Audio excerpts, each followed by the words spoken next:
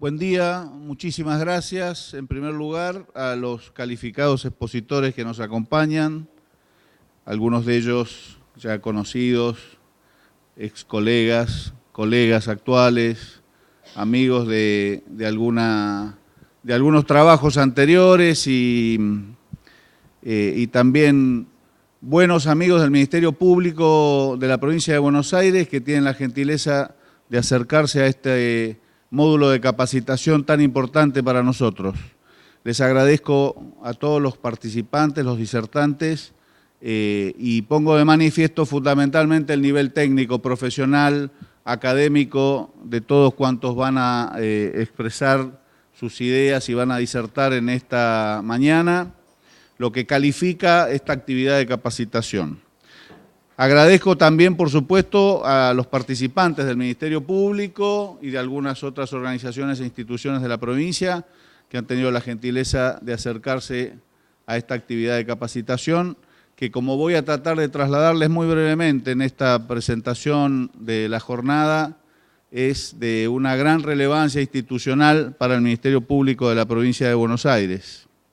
Y por supuesto, como corresponde también agradecerles a los organizadores de la Procuración que siempre hacen un esfuerzo para poder garantizar que todas estas actividades salgan bien, que comiencen en tiempo, que terminen en tiempo, que todos quienes han comprometido su esfuerzo puedan estar presentes y en definitiva que se puedan trasladar las ideas y reflexionar sobre ideas que en definitiva lo que hacen es mejorar el desempeño de un órgano de la Constitución, como es el Ministerio Público, integrante del Poder Judicial en la provincia de Buenos Aires, tan importante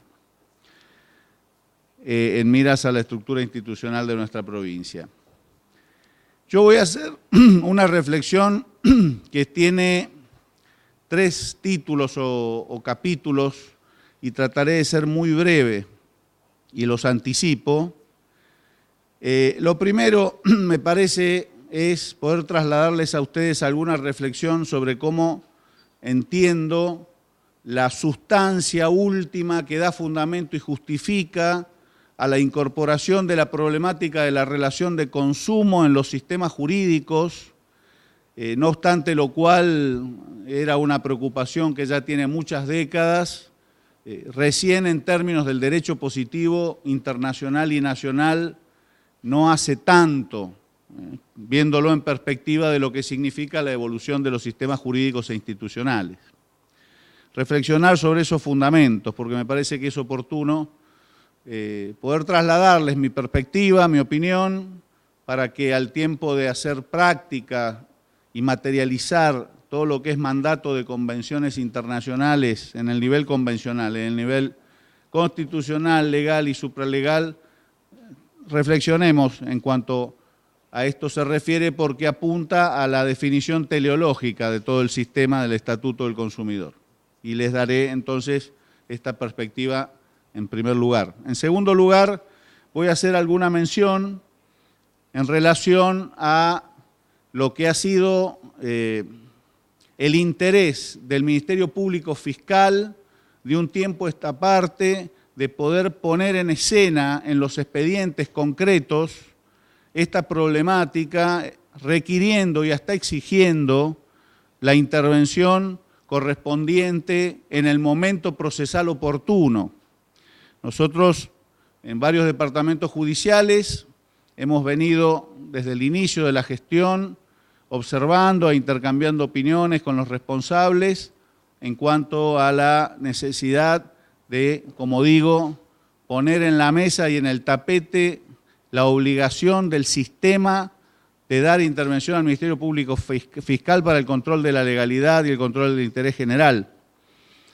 Y hay algunos antecedentes muy interesantes en esa materia de distintos departamentos judiciales. Yo lo que voy a hacer en segundo lugar es mencionar algunos y en relación a eso también alguna intervención de la Procuración General en términos de dictámenes que han puesto de manifiesto este compromiso con la tutela del interés general comprometido en la tutela de la sustancia de la relación de consumo vinculado a la primera parte que voy a tratar de trasladarles. Y en tercer lugar, Voy a hacer una mención a algo que en términos generales buena parte de los aquí presentes conocen y conocen muy bien, y es una resolución que la hemos nosotros dictado no hace mucho tiempo, vinculada estrictamente a lo que denominamos materia no penal y que a nuestro juicio se encontraba postergada en la intervención, severamente postergada en la intervención del Ministerio Público en las actuaciones judiciales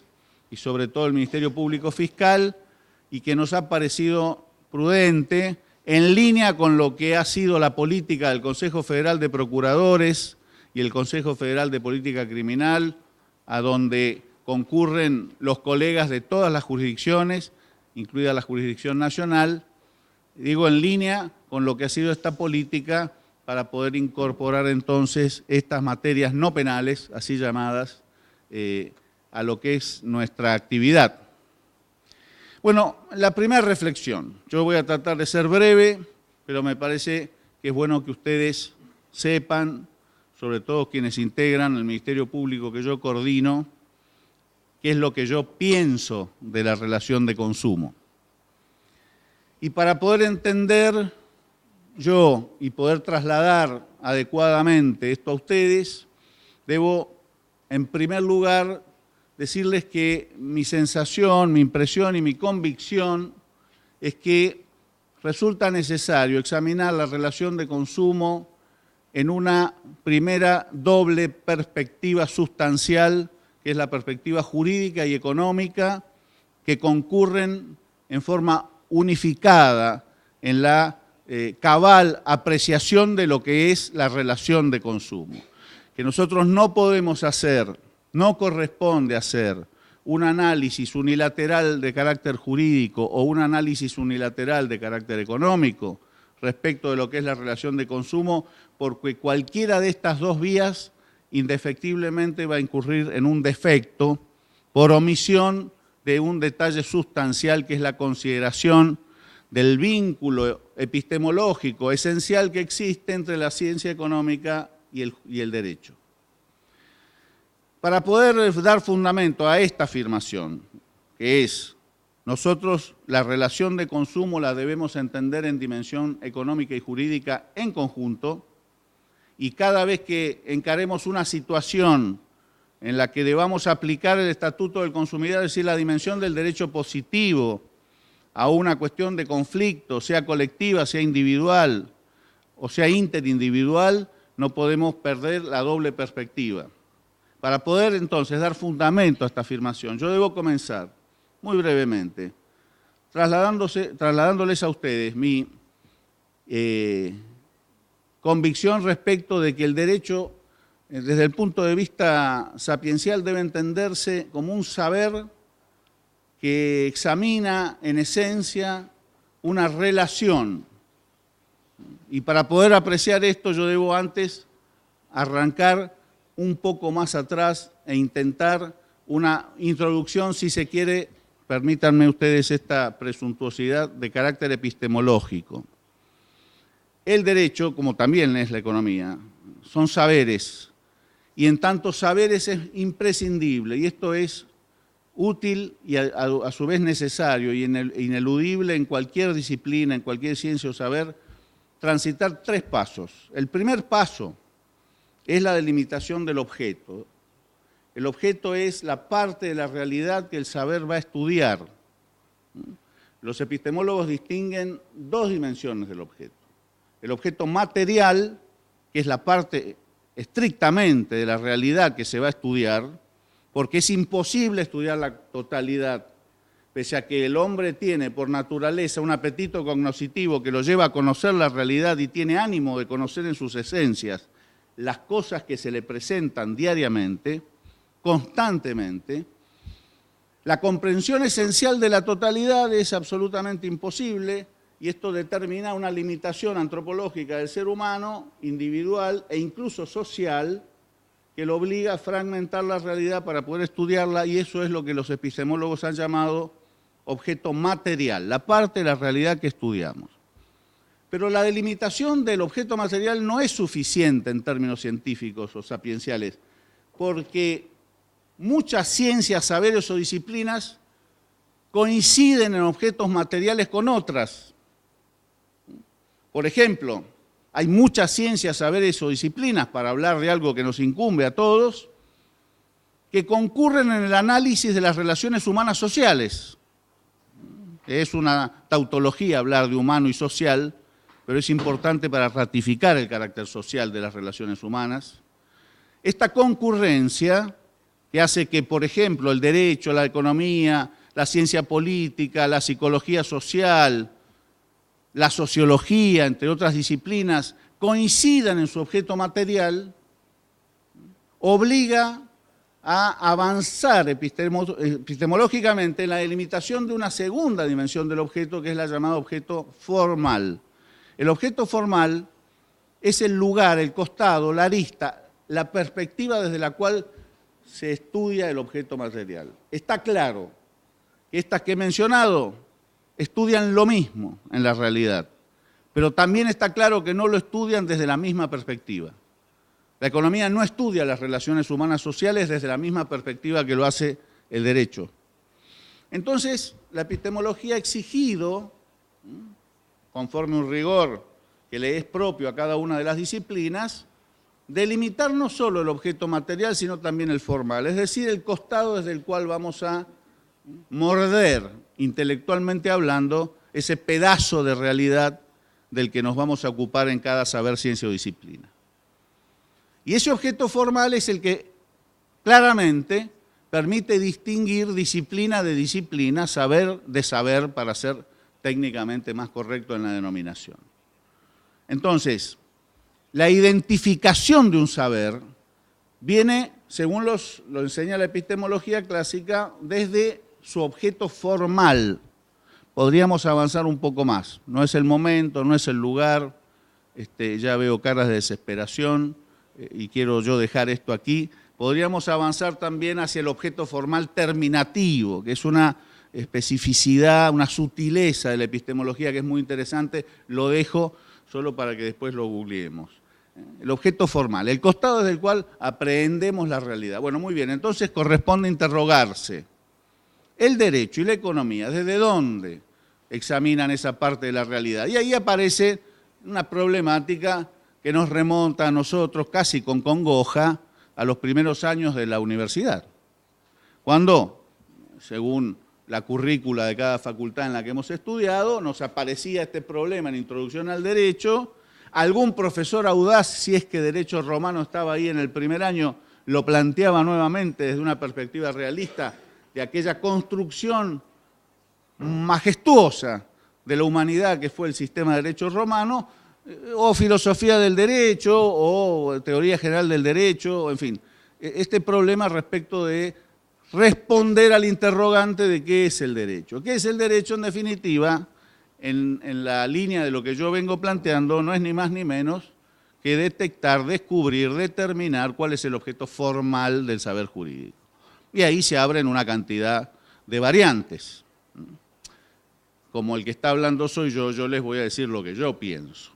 Me imagino que cada uno de ustedes tendrá tal vez una posición distinta. Pero esto que yo pienso, no lo digo dogmáticamente, lo traslado para generar, en definitiva, algún tipo de reflexión y para sustentar la afirmación a la que yo estoy tratando de llevarlos, que es, en definitiva, la introducción a todo un desarrollo que durante la mañana ustedes van a hacer en función de los especialistas que nos acompañan, y vuelvo a agradecer, en distintas perspectivas técnicas, nada más que esta pretensión de como mostrar una puerta de acceso a la que ustedes pueden acceder o no, e ir por otra puerta a lo importante, que es el centro del edificio, que es lo que ustedes van a escuchar de los especialistas.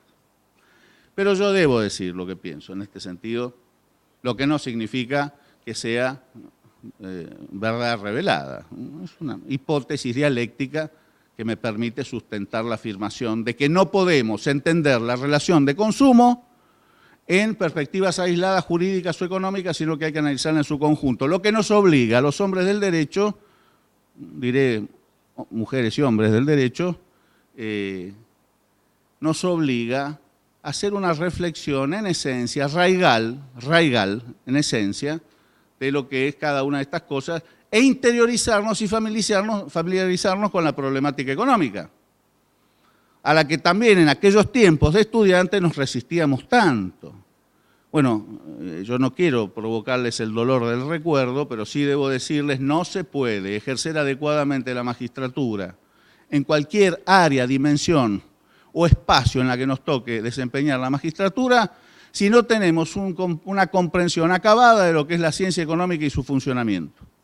Si no apreciamos lo que son las leyes económicas objetivas que determinan los comportamientos de los sujetos económicos y el conjunto de la economía. No lo podemos entender. Vamos a tener algún acercamiento, alguna aproximación, pero no vamos a resolver en esencia injusticia.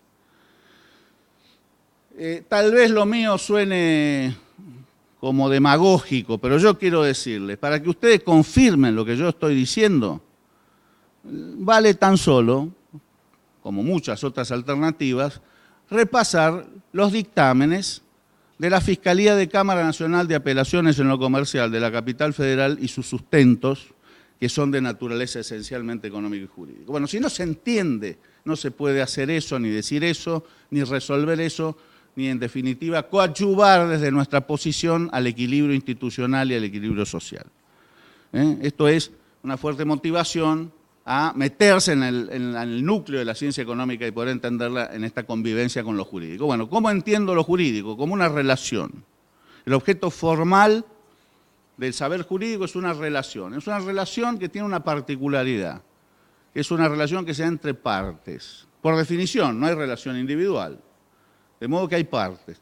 El derecho, saber jurídico, lo que estudia son relaciones entre personas y personas, personas y grupos de personas con grupos de personas, personas con cosas, las relaciones reales, e incluso en aquellos casos, la servidumbre de paso, entre la cosa y la cosa, siempre hay una persona titular de esa res que de alguna manera personifica, vale el juego de palabras y la redundancia, la relación. Es una relación. Esa relación tiene una particularidad esencial que la califica como jurídica, y es que tiene una naturaleza justa. Está sustentada en una virtud, que es la virtud de la justicia, pero no una virtud en términos morales o éticos, que es otra problemática que también hay que examinar y que determina un grado de subalternación entre la ética y el derecho, razón por la cual los sistemas jurídicos tienen normas en el nivel del derecho positivo que, por ejemplo, hacen cuestionable el objeto del acto jurídico o de la relación jurídica cuando es contraria a la moral y las buenas costumbres, fruto de esa subalternación entre la moral y el derecho, pero es otra historia. Yo lo que digo acá es una relación sustentada en el criterio de la justicia. La justicia puede ser entendida como virtud, los clásicos, la vieja filosofía decía que era aquella constante y perpetua voluntad de dar a cada uno lo que le corresponde, como acto justo individual. Pero además de ese acto justo individual, hay una justicia que también los viejos clásicos, estoy pensando en Aristóteles, libro quinto de la Ética Nicómaco, 24 siglos atrás, aclaraba, es una virtud que apunta a lo social, que se denomina virtud general. No es la virtud como acto individual, como algo que motiva el acto individual y que orienta hacia el bien o no, junto con las otras tres virtudes cardinales, sino que es algo que inspira el funcionamiento de la sociedad en su conjunto, decía de la polis, en su conjunto, y que tiene como objetivo determinar un cierto equilibrio en la sociedad. La justicia general se vincula con la noción de equilibrio. Hay un cierto equilibrio dado dentro de la polis que hace que las relaciones entre personas y grupos de personas, personas y personas, personas y cosas, se mantenga en un cierto equilibrio. Ese equilibrio de la justicia general obliga a caracterizar dos dimensiones o clases de justicias particulares. Una que se llama justicia distributiva y otra justicia conmutativa. La distributiva lo que hace es fundarse en un criterio de igualdad proporcional para determinar, dice Aristóteles allá lejos y hace tiempo en la misma obra citada, para determinar el fundamento del reparto de cargas, honores y riquezas en la polis. todo lo que inspira la justicia distributiva es algo que caracteriza una estructura de equilibrio en la sociedad y, para hacerlo de alguna manera casi maniquea, si se quiere, y por lo tanto con los defectos propios de una caracterización tan generalizada, es el fundamento de lo que nosotros llamamos o se ha conocido como la rama del derecho público, muy cuestionado ya esto de la clasificación entre público y privado, pero la rama del derecho público tiene sustento en la justicia distributiva. Esta manera de repartir cargas o no decir riquezas en la polis por mecanismos distintos, el derecho tributario, el derecho penal, sin todavía entrar en la caracterización del derecho penal bentamiano, el fundamento utilitarista de Jeremías Bentham, fin del siglo XIX, que ha dado pie a distintas corrientes de la dogmática en el siglo XX, cuestión que prefiero no tirar en este auditorio para que no explote una bomba, prefiero hablar de derecho comercial y no la problemática penal porque explota la bomba. Pero quiero decir, el derecho penal está fundado en última esencia en la justicia distributiva, el sistema de penas, las estructuras de los procesos penales, las finalidades últimas, cómo pasa con el derecho tributario, cómo pasa con todos los ámbitos del derecho que están vinculados al todo y no a las partes. Pero hay otra dimensión de la justicia particular que es la justicia conmutativa, decían los clásicos. Decían los clásicos. Personifico a los clásicos en Aristóteles y lo menciono porque a mí me resulta particularmente grato leer y releer a Aristóteles. Él decía, esta justicia conmutativa es una dimensión de la justicia particular que está sustentada en otra especie de igualdad, ya no la igualdad proporcional, sino una igualdad estricta, en función de la cual cuando se produce una relación que está fundada en la justicia conmutativa debe salir de un patrimonio un valor equivalente al que ingresa. Un valor equivalente al que ingresa, porque si esto no sucede, hay una desproporción en la relación que produce una situación, en términos esenciales, metafísicos, injustos. Bueno, puede pasar, pasa a diario, constantemente. Quiero rescatar algo porque importa a lo que, al eslabón que quiero plantearles en un instante. El concepto es que salga de un patrimonio un valor equivalente al que ingresa. Los clásicos, esto está muy claro más adelante, cuando se examina en forma específica, también en la política de Aristóteles, cuando habla del oikos nomos, y en función de esto él examina el tema de los precios, ya en ese momento, y mucho más en el medioevo, está clarísimo en la cuestión 97 de la segunda de la Suma Teológica de Santo Tomás, el valor no es el precio. El valor económico no es el precio. El precio es una versión numérica del punto en el mercado en el que concurren la oferta y la demanda bajo condiciones dadas. En cambio, el valor es una cuestión esencial, respecto de la cual los economistas han discutido. Mucho escrito, yo particularmente, así como he manifestado fanático de Aristóteles, me manifiesto económicamente fanático de Schumpeter, Historia del análisis económico. Schumpeter tiene un capítulo entero en donde analiza la evolución del pensamiento económico en materia de valor, y allí están las corrientes subjetivistas, objetivistas, subjetivistas basadas en el valor de cambio o el valor de uso, objetivistas basadas en el valor de los bienes en función del trabajo individualmente incorporado, o la versión que asume Schumpeter, que en alguna manera ya había asumido Aristóteles y que quien mejor la ha caracterizado, y en este punto yo también manifiesto públicamente mi inclinación intelectual en esta caracterización y descripción, Carlos Marx, cuando estudiara la importancia de la consideración del valor de los bienes en función del trabajo socialmente incorporado a los bienes. Entonces, cuando yo digo, cuando yo copio a Aristóteles y digo la relación entre particulares, que es la propia del derecho privado, tiene que estar sustentada en la justicia conmutativa y por lo tanto garantizar que salga de un patrimonio un valor equivalente al que ingresa, lo que está sucediendo allí es que se está requiriendo que no se produzcan desequilibrios individuales que en definitiva generen desequilibrios del todo. Y aquí también cito la filosofía oriental. Cuando alguien corta una flor hay una estrella que se estremece, para caracterizar la íntima relación que existe entre todas las partes que conforman el todo. Bueno, en una sociedad a veces es imperceptible y por eso puede pasar desapercibido cuando no hay una preocupación cabal, profunda, por el problema individual de cada caso singular, cuestión de la que nosotros sabemos y en la que nosotros todos, integrantes del Poder Judicial, nos ocupamos. Cada caso es un problema, cada caso es una persona y cada caso es un eventual desequilibrio que tenemos que corregir, cualquiera sea la dimensión en la que éste se produce. Y es lo que pasa con la relación de consumo. La relación de consumo, entonces, voy agotando algunas etapas y achico, lo dejo para otro momento cuando ustedes manifiesten su enojo con lo que estoy diciendo, entonces yo tenga que defenderme en algún punto, en un pasillo, en la calle, en el mail.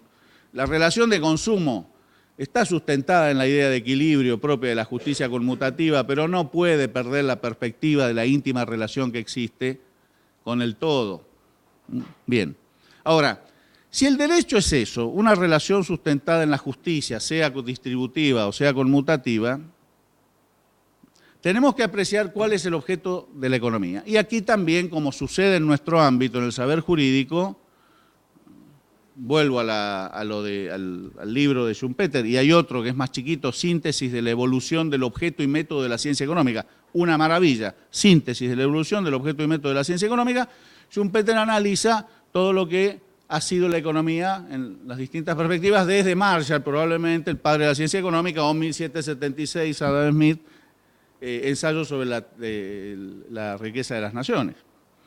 O antes de Smith los fisiócratas, o antes el concepto de economía. Bueno, ¿cuál es la perspectiva que yo enlazo con la perspectiva realista en materia jurídica? La perspectiva que considera que el objeto de la ciencia jurídica son las leyes económicas, pero no en sentido de leyes morales, ni leyes normativas, ni leyes jurídicas, sino las leyes en el sentido de ley económica, es decir, de descripciones de comportamientos sistemáticos y recurrentes en la sociedad que determinan conclusiones de lo que va a suceder dadas ciertas condiciones, ceteris paribus, dicen los economistas. Entonces, lo que el economista en definitiva estudia es eso. A ver, si alguien tiene un nivel de ingreso y lo que quiere comprar es una cantidad dada de bienes, va a estar dispuesto a adquirirlas a un cierto precio. Si la cantidad de bienes sube, va a estar dispuesto a adquirirlo a otro precio distinto. Si la cantidad de dinero de su ingreso sube o baja, también va a bajar el precio al que va a estar dispuesto. Entonces, el análisis de esos comportamientos sistemáticos y recurrentes de 1, 2, 3, cientos, determina una descripción de los comportamientos que se consideran regulares y que definen tendencias posibles, probabilísticas, que se llaman leyes económicas.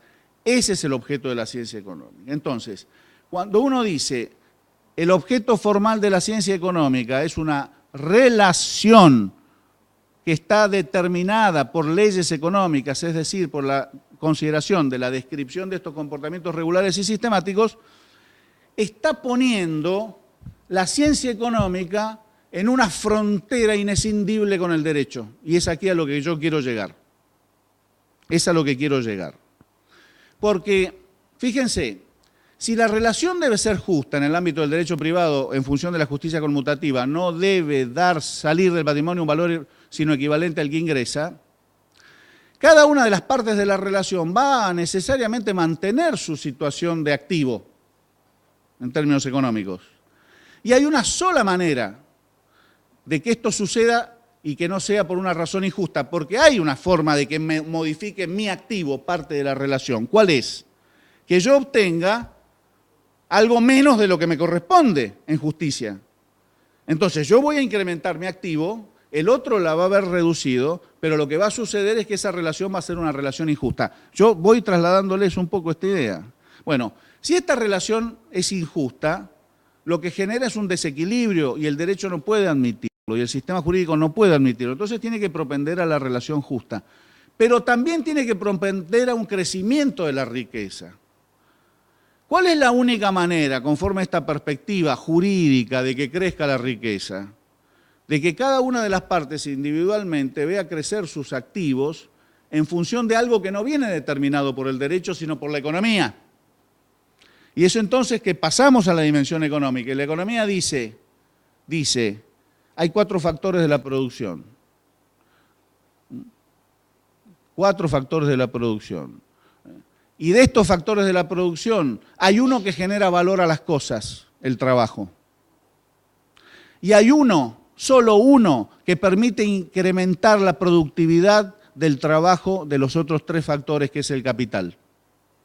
Entonces, la ciencia económica tiene que estar preocupada de que funcionen adecuadamente ambos factores para poder generar un incremento de la riqueza y, por lo tanto, un incremento de la productividad que permita hacer crecer la riqueza general del todo y, consecuentemente, en virtud de la justicia distributiva, de las partes. Y es allí entonces donde se enlazan definitivamente, se fusionan definitivamente el objeto formal de la ciencia jurídica y de la economía. Porque la única manera de que haya incremento de la riqueza a nivel general, global, de la sociedad, es mayor producción derivado de mayor productividad por la custodia del factor trabajo que genera valor y del factor capital que genera mayor productividad. Al fin de esa custodia está la relación de consumo, en función de lo que digo. En consecuencia, desde el punto de vista epistemológico, en esta perspectiva que yo estoy trasladando, hay una íntima vinculación esencial entre el objeto formal del saber jurídico y de la ciencia económica, razón por la cual no se puede apreciar la economía sin entender el derecho y no se puede apreciar el derecho sin entender la economía. Por eso uno ve a diario, lo ve en la tarea profesional de colegas, pero lo ve mucho a diario en manifestaciones o expresiones o decisiones de economistas que se alejan del sistema institucional y de lo jurídico y que llegan a conclusiones que finalmente lo que hacen es deteriorar el propio sistema económico. Muy bien. La relación de consumo debe ser entendida en esta doble perspectiva, como una relación sustentada en la justicia conmutativa, que esté basada en la idea de equilibrio, y sustentada en la noción de cumplimiento adecuado de las leyes económicas. ¿Qué quiere decir? Que esté considerada el conjunto de leyes económicas que explican el funcionamiento de las unidades económicas dentro del sistema. Por lo tanto, el Estatuto del Consumidor, normas de derecho positivo, que está integrado en nuestro país por el artículo de la Constitución que lo incorporó en el 94, las constituciones provinciales, las convenciones internacionales, directa o indirectamente, la Ley de Defensa del Consumidor, no puede examinarse de manera aislada de las normas de derecho positivo que regulan la problemática de los otros agentes dentro del sistema económico, como es la Ley de Defensa de la Competencia y las leyes que regulan el comportamiento del mercado. Ustedes saben, quienes se han acercado a la problemática de defensa del consumidor o derecho del consumidor, que es tradicional, ya de tanto citarlo va a pasar como a los que les gusta el fútbol y son, no hay acá gente de mi edad, son todos más jóvenes. Hay una anécdota clásica, en el año 66 el Club Atlético Racing Club ganó el Mundial de Fútbol con un gol de Cárdenas, del Chango Cárdenas en Uruguay, que fue un gol de 35 metros que entró por el ángulo. Y los hinchas de Racing todo el tiempo googlean el gol para verlo de nuevo. Yo escuché a un hincha de Independiente un día que le decía, no lo vean tanto porque un día la pelota va a pegar en el palo y va a salir. Con esta frase y cita que yo les menciono ahora va a pasar lo mismo. Vamos a llegar a la conclusión de que nunca existió, pero es conocida porque en todos los escritos o defensa del consumidor se recuerda que en un discurso memorable, como muchos otros que dio el presidente John Fitzgerald Kennedy, él dijo en un momento, todos somos consumidores. y puso las bases de sustentación de la preocupación del consumidor dentro del sistema americano. Kennedy era un vivarachón, no era un tipo que decía las cosas por decir. Estaban necesitando un proceso de reactivación y él consideraba que en ese punto era necesario aplicar medidas keynesianas. Todos somos keynesianos, dijo Nixon tiempo después. Entonces, ¿qué dijo? Todos somos consumidores, protejamos al consumidor, fortalezcamos el consumo.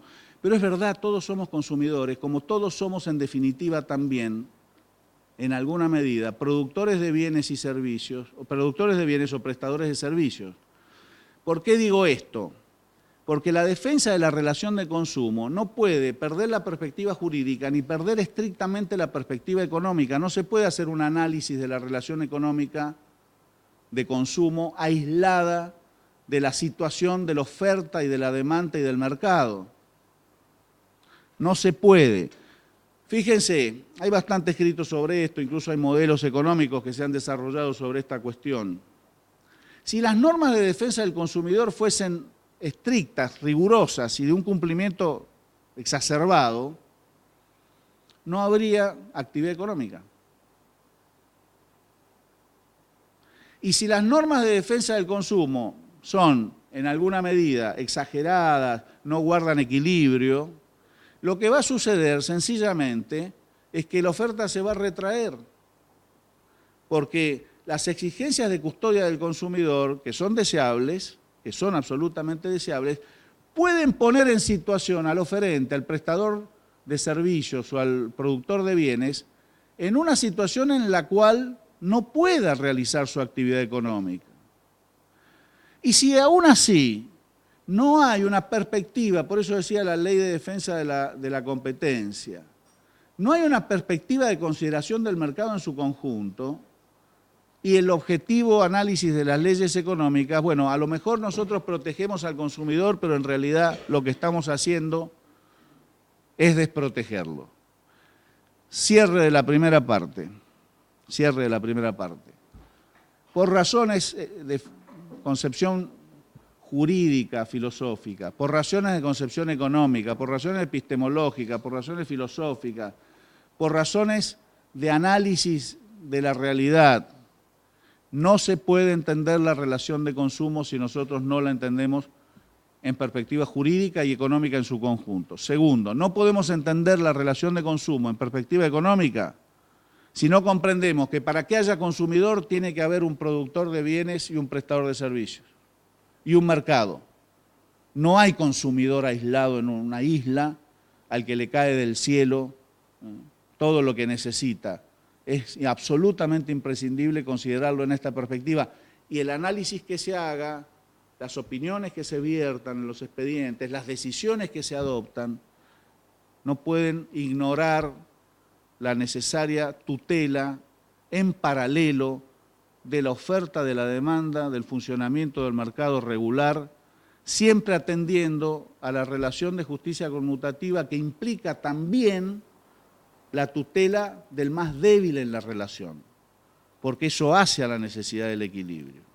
Bueno, en esta perspectiva, capítulo 2, muy breve, el Ministerio Público Fiscal viene trabajando hace tiempo requiriendo, en la provincia de Buenos Aires digo, requiriendo intervención en los distintos expedientes en los cuales hay, por ejemplo, lo que nos interesa, comprometida alguna situación referida al Estatuto del Consumidor, que se complementa en nuestra provincia con una ley específica, con normas específicas. Hay más de una norma, una ley provincial y normas reglamentarias. Esa exigencia ha sido planteada en muchos departamentos judiciales, ha sido planteada con mucha precisión por los señores fiscales generales en expedientes en curso de apelación, en materias en las que está comprometida la defensa del consumidor, y ha sido sostenida por la Procuración en diversos dictámenes. Yo quiero a ustedes referirles una cita a modo de ejemplo de la totalidad de casos que tenemos nosotros en esta perspectiva, y a partir de esto en los distintos departamentos judiciales se ha ido avanzando en este tema. causa Telecom contra Municipalidad de General San Martín, a 74.883. Allí el señor fiscal general, doctor Marcelo Lapargo, en oportunidad del planteo de apelación, examinó la problemática de la legitimación activa del Ministerio Público Fiscal. Y esto se encadena con lo anterior, que ha sido extenso, complejo, incómodo, mi desarrollo me refiero. Y en este caso, el señor fiscal general, al hablar de la legitimación, consideró que el Ministerio Público está habilitado para interponer el presente remedio extraordinario, toda vez que la Constitución de la Provincia de Buenos Aires y la Ley Orgánica 14442 del Ministerio Público, como parte integrante del Poder Judicial, establece en su artículo 10 que posee legitimación plena en defensa de los intereses de la sociedad y en resguardo de la vigencia equilibrada de los valores jurídicos consagrados en las disposiciones constitucionales y legales. Rescato. La legitimación viene de la obligación de custodiar los derechos de la sociedad. O sea, no enfocamos específicamente a la situación del consumidor, que es la que está comprometida en la causa, sino la sociedad. Creo yo, con fundamento, en definitiva, en esto que yo les desarrollaba. No se puede entender el consumidor sin el oferente, no se puede entender la demanda sin la oferta, sin el mercado. Esto no se puede entender sin el derecho, sin el equilibrio conmutativo. A su vez puso de resalto lo expresamente determinado en la ley 13.000, nuestra ley 13.133, que artículo 27 dice, impone al Ministerio Público su actuación obligatoria como fiscal de la ley, concordante con el artículo 52 de la ley 24.240, reformada por la 26.361. Finalmente, el señor fiscal general consideró que la intervención por parte del Ministerio Público no es a los fines de representar al particular damnificado en la relación de consumo, ni que actúe en nombre de una asociación de consumidores, sino que interviene por un interés colectivo y relevante en defensa del orden público y de la ley, resguardando la regularidad del proceso en el que se encuentra en juego un derecho de incidencia colectiva y garantizando la fiel observancia de los derechos expresamente consagrados en la propia Constitución Nacional.